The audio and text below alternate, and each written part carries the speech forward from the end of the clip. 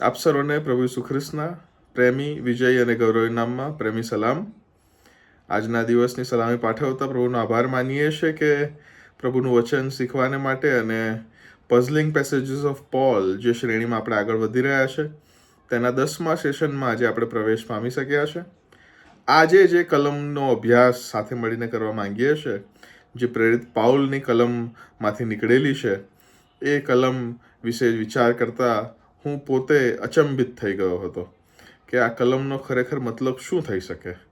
અને ઘણા બધા રેફરન્સીસ જોવાનો પ્રયત્ન કર્યો, કોમેન્ટ્રીઝ વાંચવાનો પ્રયત્ન કર્યો અને બહુ જ હાર્ડવર્ક પછી આજની કલમનો જે સારાંશ છે એ હું તમારી આગળ પ્રસ્તુત કરવા માગું છું.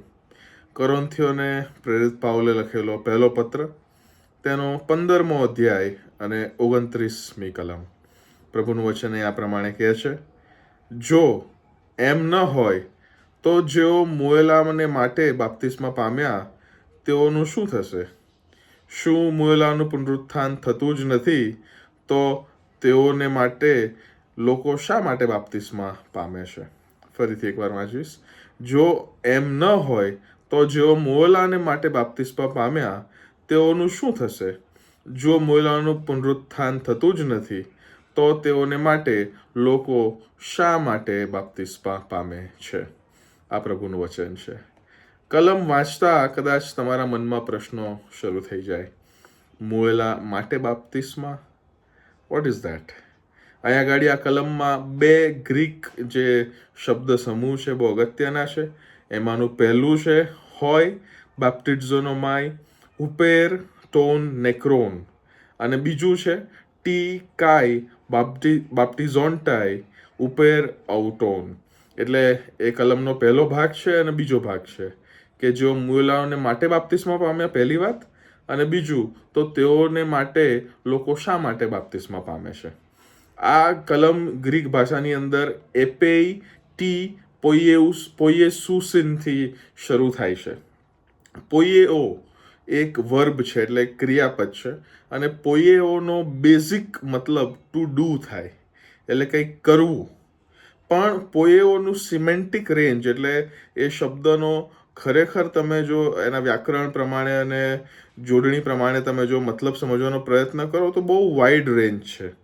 એને તમે કાં તો અચીવિંગ કહી શકો, એટલે કંઈક પ્રાપ્ત કરવું, કાં તો પછી મેં તમને કહ્યું એમ ડુઈંગ કહી શકો, એટલે કંઈક કરવું.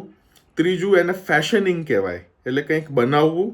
અને ચોથું doing in terms of thinking, એટલે તમે શું વિચારો છો, તમે શું કરો છો, અથવા તમે શું પ્રાપ્ત કરવા માંગો છો.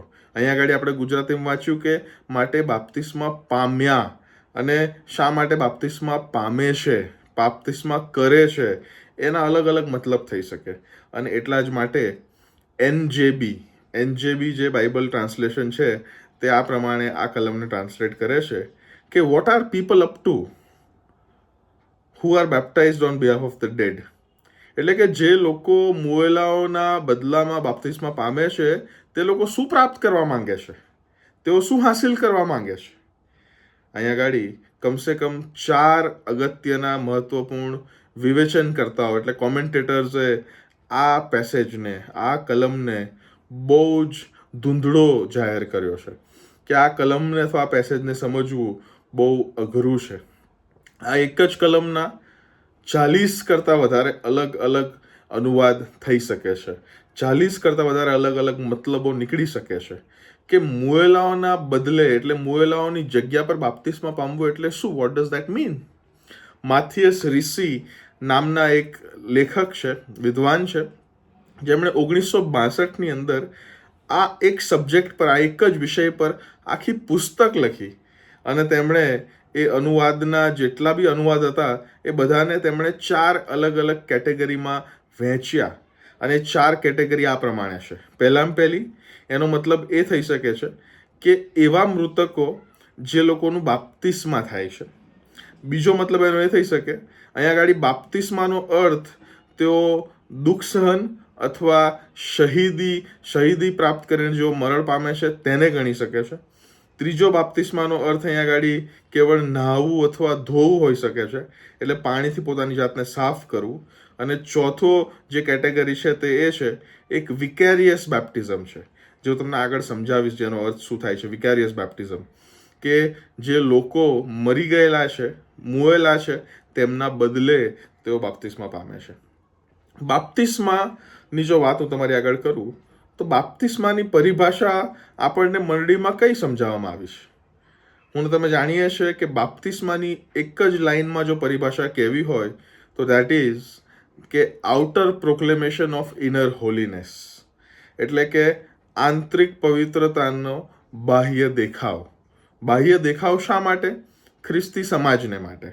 તમે જ્યારે પ્રભુ ઈસુ ખ્રિસ્તનો તમારા જીવનમાં અંગીકાર કરો છો, અંગીકાર કર્યા બાદ તમે બાપ્તિસ્મા લો છો, અને એ બાપ્તિસ્મા લીધા દ્વારા તમે તમારા ખ્રિસ્ત પરના વિશ્વાસને મંડળીની આગળ, સમાજની આગળ તમે છતો કરો છો, તમે તે જાહેર કરો છો.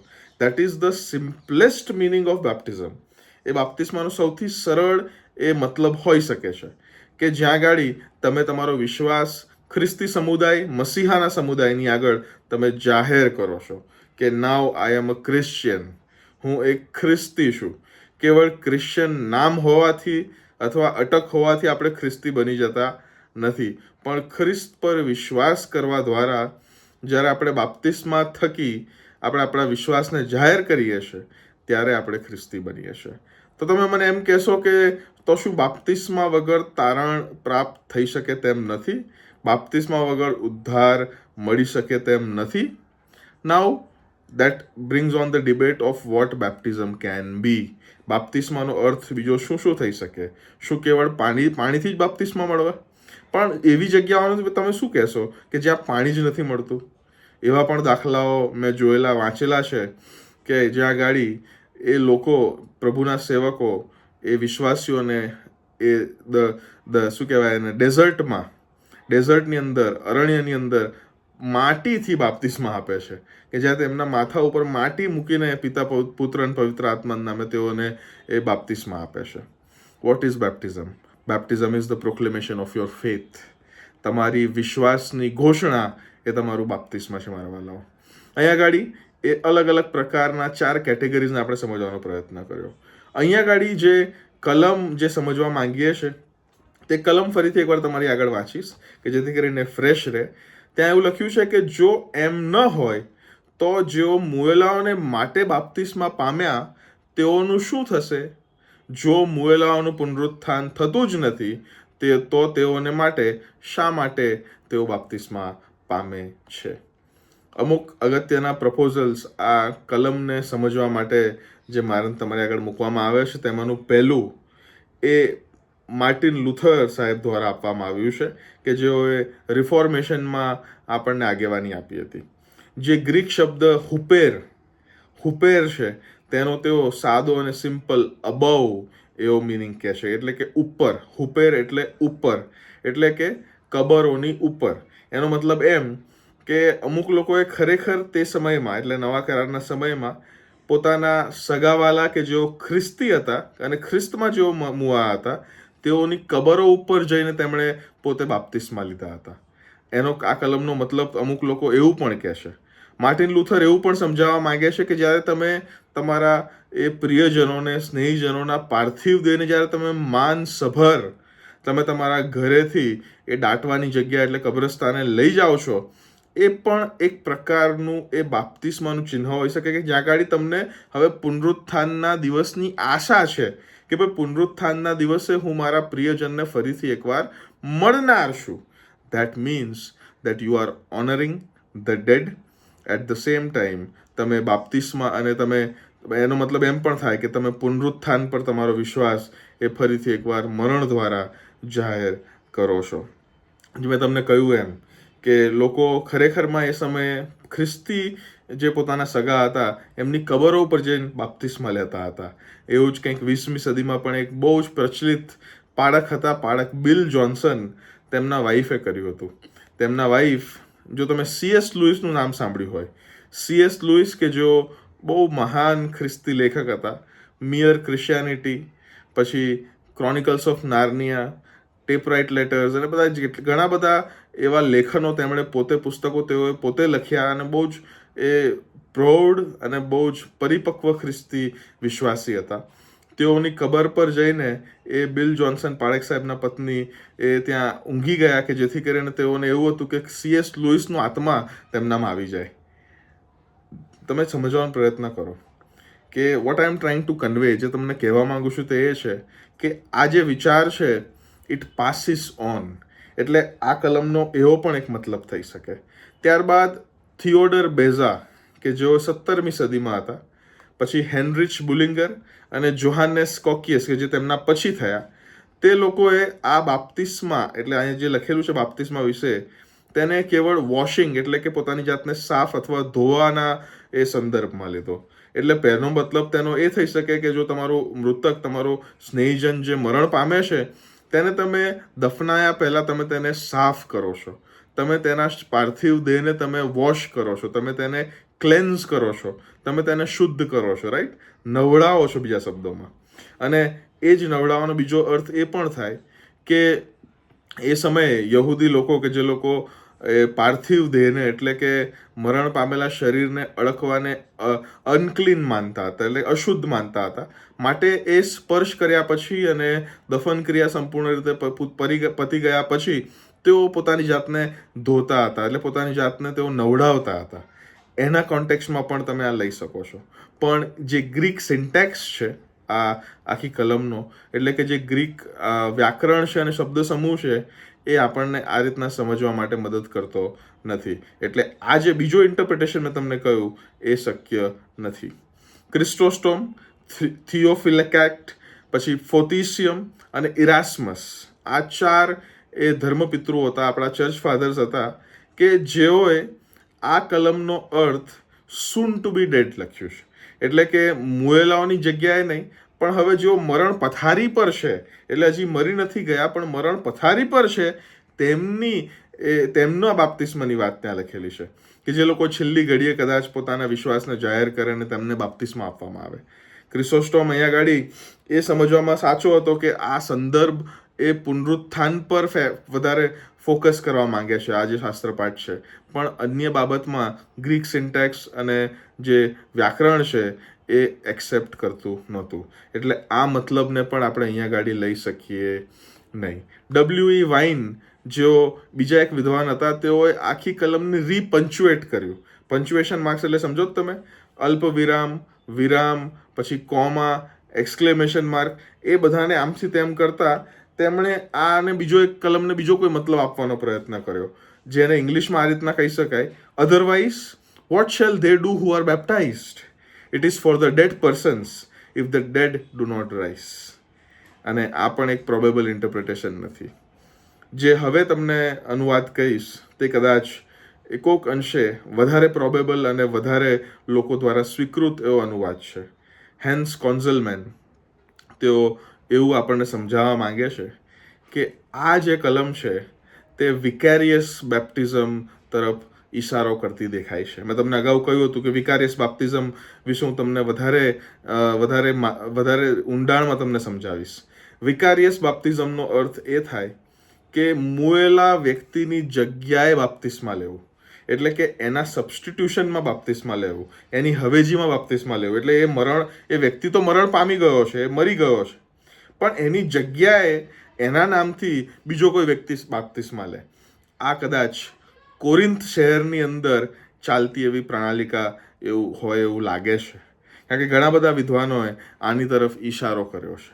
અને એ પાઉલના સમયની અંદર જે રીતના ખ્રિસ્તી વિશ્વાસ વૃદ્ધિ પામી રહ્યો હતો, જે રીતના એક પછી એક દરેક દિવસે નવા નવા વિશ્વાસીઓ આવી રહ્યા હતા, એ સમયે પ્રોબેશનરી પીરિયડ પણ શરૂ થયો હતો. પ્રોબેશનરી પીરિયડ એટલે કે તમે જો ખ્રિસ્તી બન્યા છો તો ખ્રિસ્ત પર વિશ્વાસ કરવાથી તમને તરત એ લોકો મંડળીવાળા બાપ્તિસ્મા નહોતા આપતા, પણ એક પ્રોબેશનર પીરિયડ હતો. એટલે કે એ સમય તમારે પસાર કરવાનો જેની અંદર તમારે પ્રભુના વચનોનો અભ્યાસ કરવાનો, પ્રાર્થનામાં સમય વિતાવવાનો અને તમારી ઉપર કોઈ તમને ડિસાઇપલશિપ કરે, એટલે કે તમને શિષ્ય વ્યવસ્થિત ખ્રિસ્તના કેવી રીતના બનવું તે તમને શીખવે, તે જ્યારે સમય પૂરો થાય, એ પ્રોબેશનરી પીરિયડ પત્યા પછી તમને બાપ્તિસ્મા મળે. એટલે ઘણી બધી વાર એવું થતું હતું કે જો વૃદ્ધ લોકો એ નવા વિશ્વાસમાં આવ્યા હોય તો તેઓ આ પ્રોબેશનરી પીરિયડમાં જ, એટલે કે રાહ જોવાના સમયમાં જ તેઓ મરણ પામતા હતા, અને માટે તેઓના નામે બાપ્તિસ્મા પછી એમના જગ્યાએ લોકો લેતા હતા કોરિન્થની અંદર, કે જે અહીંયા ગાડી બતાવવામાં આવે છે. પ્રેરિત પાઉલ આ પ્રણાલિકાને અથવા આ રીતિને બિલકુલ સ્વીકારતો નથી, પણ એ પોતાના પત્રમાં એ પુનરુત્થાનના મહત્વને સમજાવવા માટે આપણી સામે લખે છે કે આવું પણ કંઈક થતું હતું, but if there is no resurrection everything is vain. પણ જો પુનરુત્થાન નથી તો આ બધું વ્યર્થ છે. પ્રેરિત પાઉલ બીજું એવું પણ કહે છે જ ને કે જો પુનરુત્થાન, મુએલાઓનું પુનરુત્થાન નથી તો અમારો ઉપદેશ પણ વ્યર્થ છે. એ જ લાઈનમાં તે આ કહેવા માંગે છે કે શું પ્રાપ્ત કરશે આ લોકો જો ખરેખર પુનરુત્થાન છે જ નહીં તો. He is not approving. આ રીતની પ્રણાલિકાને તે સ્વીકારતો નથી અથવા અપ્રૂવ પણ નથી કરતો, પણ તે કેવળ ને કેવળ આપણને સમજાવવા માંગે છે કે શક્ય છે કે આવું પણ કંઈક થતું હતું. 1955ની અંદર એ મારિયા રીડર નામના એક વિદ્વાન હતા, અને તેઓએ સર્વશ્રેષ્ઠ એક અનુવાદ આ કલમનો આપ્યો હતો, અને તે આ પ્રમાણે હતો. તે એવું સમજાવવા માંગતા હતા કે આ જે આખી બાબત અહીંયા લખેલી છે, મુએલાઓની જગ્યાએ બાપ્તિસ્મા પામવું, એનો મતલબ એવો થાય કે જો વૃદ્ધ માતા વિશ્વાસી હોય અને એ પોતાની મરણ પથારી હોય અને પછી દીકરાને બોલાવીને કહે કે તું મને સ્વર્ગમાં મળજે, તું ખ્રિસ્તનો અંગીકાર કરજે, એટલા માટે એ દીકરો જે છે હવે એ પોતાના માતા પ્રત્યેના પ્રેમને કારણે માતાના મરણ પછી એ પોતે બાપ્તિસ્મા લે. હવે બાપ્તિસ્મા લેવાનો તેનો જે મૂળ હેતુ છે એ ખ્રિસ્ત પરનો વિશ્વાસ નહોતો, પણ પોતાના સ્નેહીજનને પુનરુત્થાનની પ્રભાતે ફરી મળવાનો એ જે આશા હતી એને કારણે તે બાપ્તિસ્મા પામ્યો છે.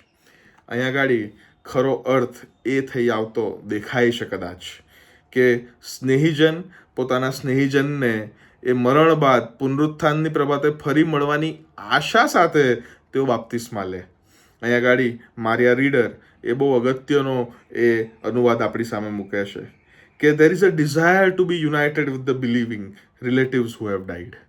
અને એ ડિઝાયર પૂરી કરવા માટે બાપ્તિસ્મા તેઓ લેતા હતા. એનો મતલબ એમ કે ખ્રિસ્તી વિશ્વાસીઓ જ્યારે અમુક લોકો મરણ પામે ત્યારે તેમના મરણ બાદ તેમની પાછળ જે સર્વાઈવર્સ, એટલે તેમના પાછળ રહેલા જે સગાઓ છે, તેઓ પણ તેમના વિશ્વાસમાં તેમના પ્રેમે કરીને બાપ્તિસ્મા પામે. But that is not the motive of baptism. પ્રેરિત પાઉલ અહીંયા ગાડી બાપ્તિસ્મા પર ફોકસ કરવા જ નથી માંગતો. પ્રેરિત પાઉલ તો ખરેખર પુનરુત્થાન અને ખ્રિસ્તમાં જે પુનરુત્થાન છે તેની પર તે ફોકસ કરવા માંગે છે.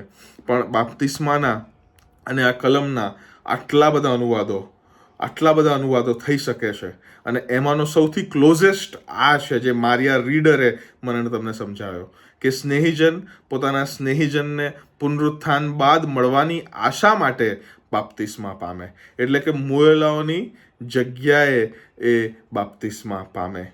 કોરિન્થીઓને પહેલો પત્ર 15:29 લખેલું છે, જો એમ ન હોય તો જેઓ મુએલાઓને માટે બાપ્તિસ્મા પામ્યા તેઓનું શું થશે?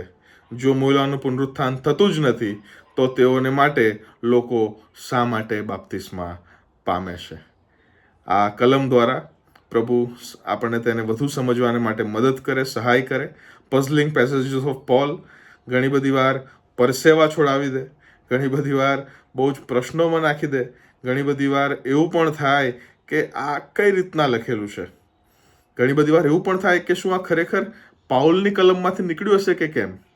પણ આવો આપણે પ્રભુ પરના આપણા વિશ્વાસને અને પ્રભુના વચનની દ્વારા જે આપણને સત્ય જે મળે છે તેને આપણે પકડી રાખીએ અને વધુને વધુ સમજવાનો પ્રયત્ન કરીએ. પ્રભુ આપ સર્વને આશીષ આપો. આમેન.